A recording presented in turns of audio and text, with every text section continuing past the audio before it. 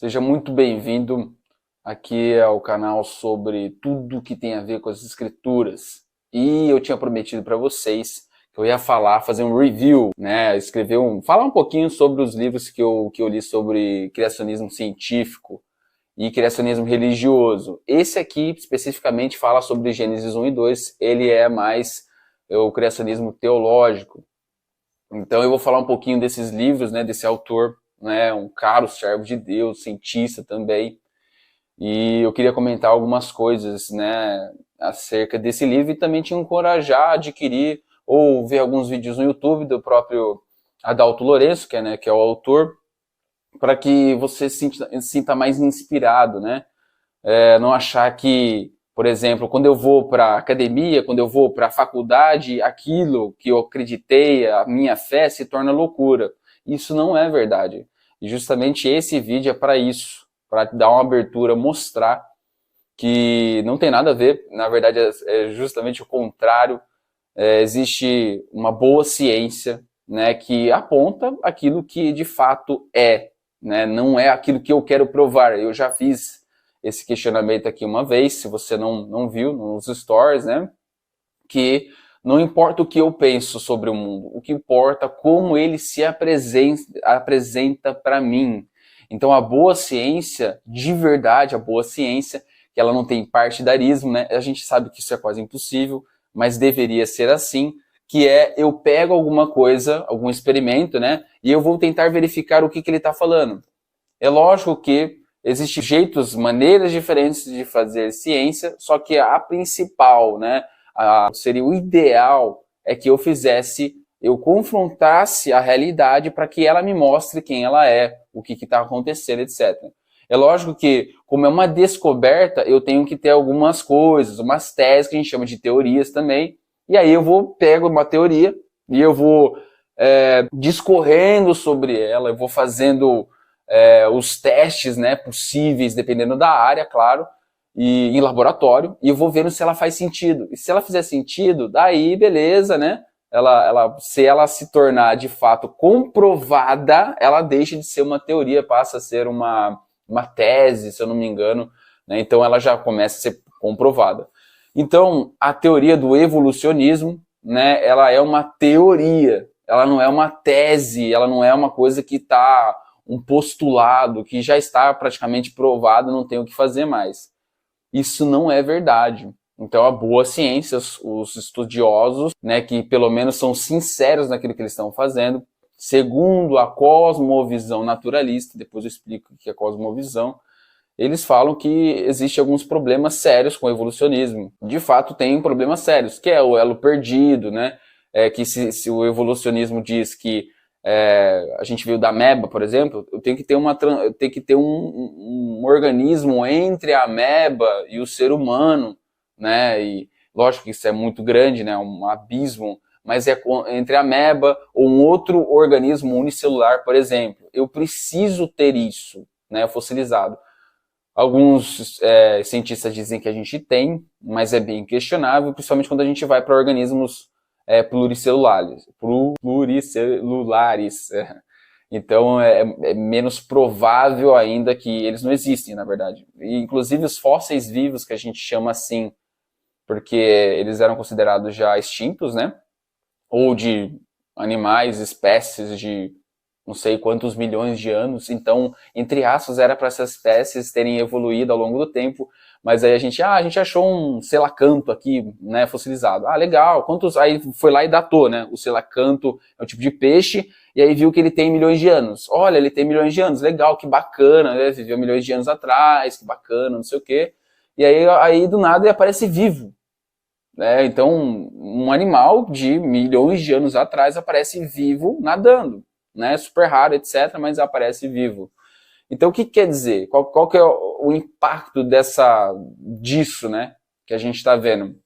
O impacto é que como que pode um animal que de fato viveu há milhões de anos atrás, uma mesma espécie, sem características, não muda as características dele, quer dizer então que é um argumento fraco, né, em relação ao evolucionismo, né? Sempre é possível melhorar, entre aspas, né? Sempre é possível melhorar segundo essa lógica.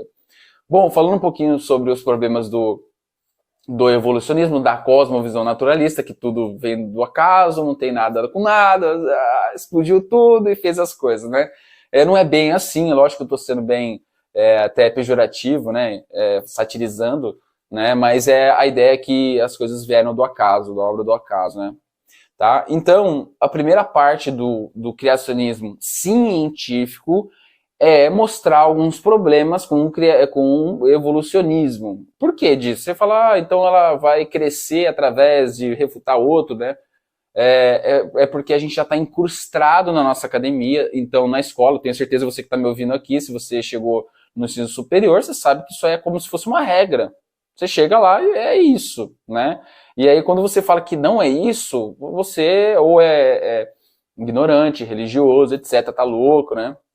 Então existe um preconceito, sim, inclusive cientistas, até influenciadores que dizem que isso é uma pseudociência, isso não é verdade, né?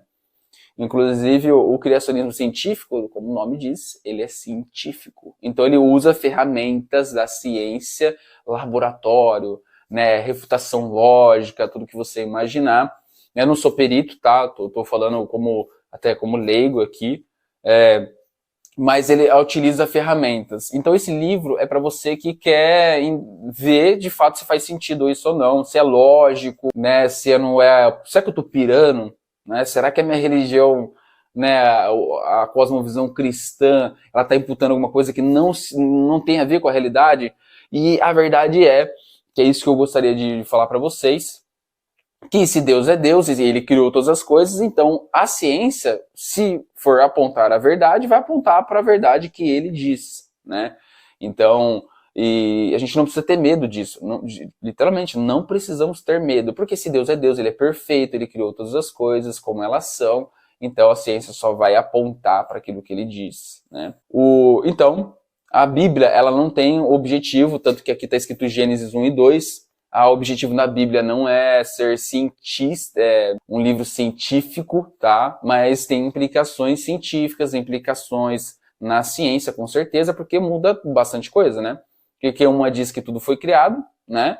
Um livro, né? E a ciência diz que a tese, a teoria, a cosmovisão naturalista diz que não, que veio do acaso, é possível que isso. Então, utilizando argumentos lógicos mesmo, né, a gente vê que não faz sentido essa cosmovisão naturalista porque existe um problema do início. Lembre-se disso. Toda vez que alguém um ateu refutar você, a sua crença, você pergunta para ele como que foi o princípio, a causa primeira. Porque a causa primeira das coisas, elas demonstram elas trazem um problema real, um problema sério, que tem que ser resolvido, porque senão não dá para vir até aqui, né? Por exemplo, a causa primeira da fala.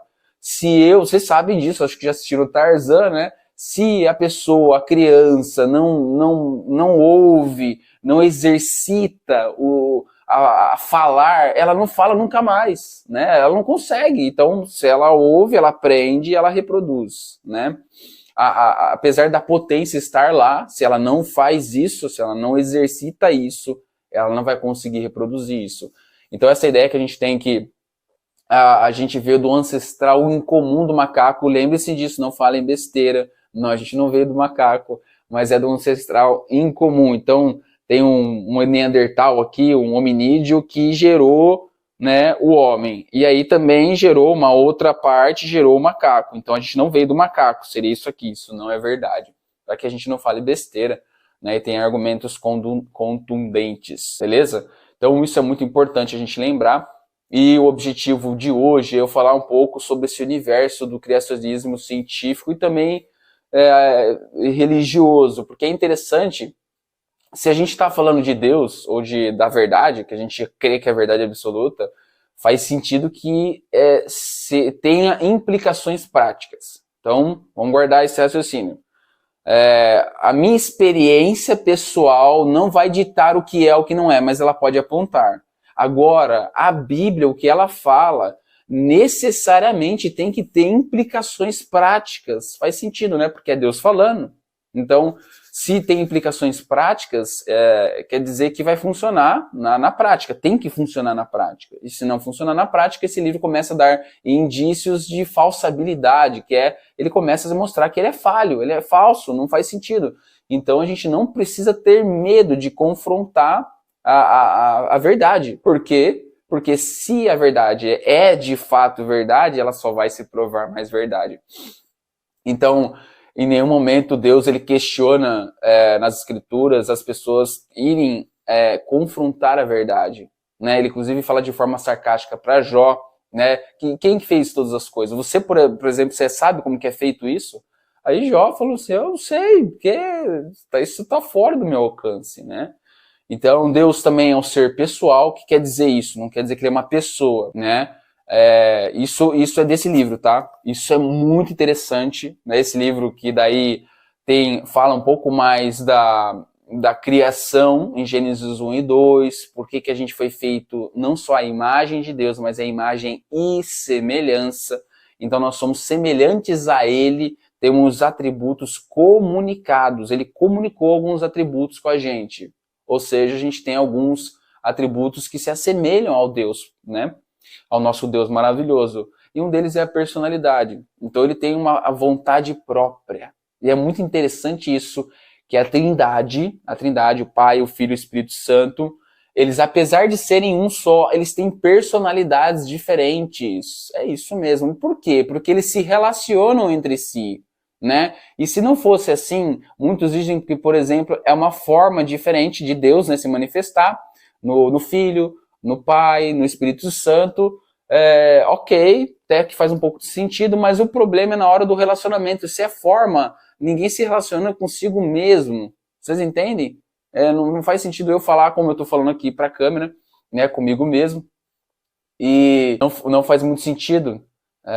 Virou um negócio sem razão nenhuma, né? Então, a gente entendendo isso, a gente vê que a Trindade entre si se relaciona em si mesmo, né? Se relaciona entre si. Então, a gente vê que Deus ele tem uma personalidade, ele quer se relacionar com a sua criação. E isso é muito legal mesmo da gente entender. Então, voltando um pouco para o outro livro que não está aqui, eu acabei emprestando, do criacionismo científico. Então ele vai mostrar os problemas referente à cosmovisão naturalista. Ele dá essa abordagem, ele mostra isso, ele abre o leque para a gente começar a se situar, entender. Entendi. Não é que isso é dado, que foi ensinado dessa forma. Então existe uma cosmovisão que é muito forte no nosso meio acadêmico, que é a cosmovisão naturalista, que tem a ver com o evolucionismo, ok? Então ele vai mostrar isso, que tem cosmovisões diferentes, não tem problema nenhum com isso, tá? E é claro que quando a gente fala de ciência, boa ciência, a gente vai ter comprovações científicas que demonstram-se lógicas. Então, se elas têm problema ou não, aí o laboratório, o tipo de ensaio vai mostrar isso. E que é interessante que esse livro ele vem mostrar alguns problemas do evolucionismo, que é o processo de datação. Então, por exemplo, vamos supor que de fato seja verdade, a gente veio da ameba, né?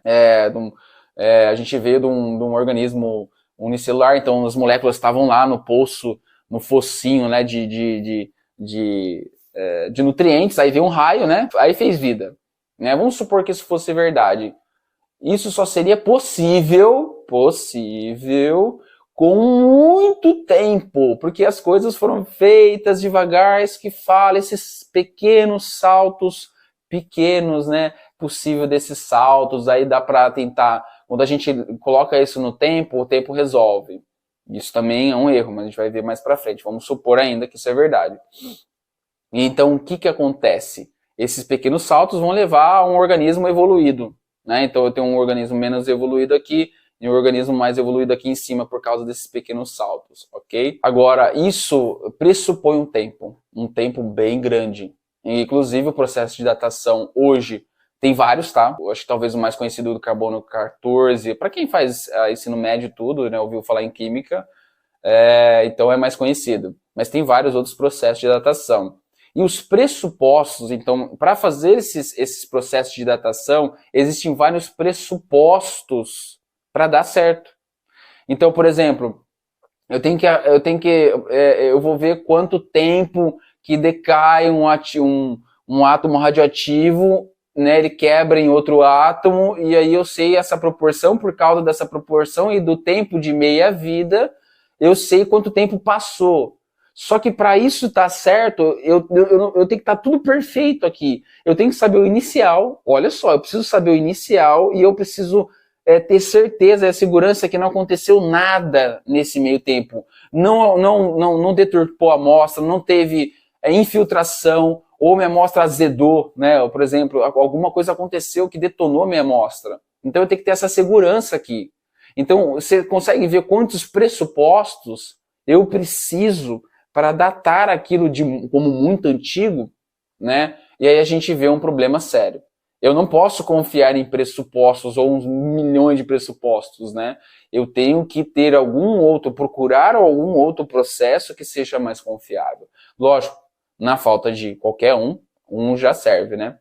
Então, mas a gente não pode se segurar nisso como se tivesse ditos regras, verdades absolutas, como a gente tem visto na academia.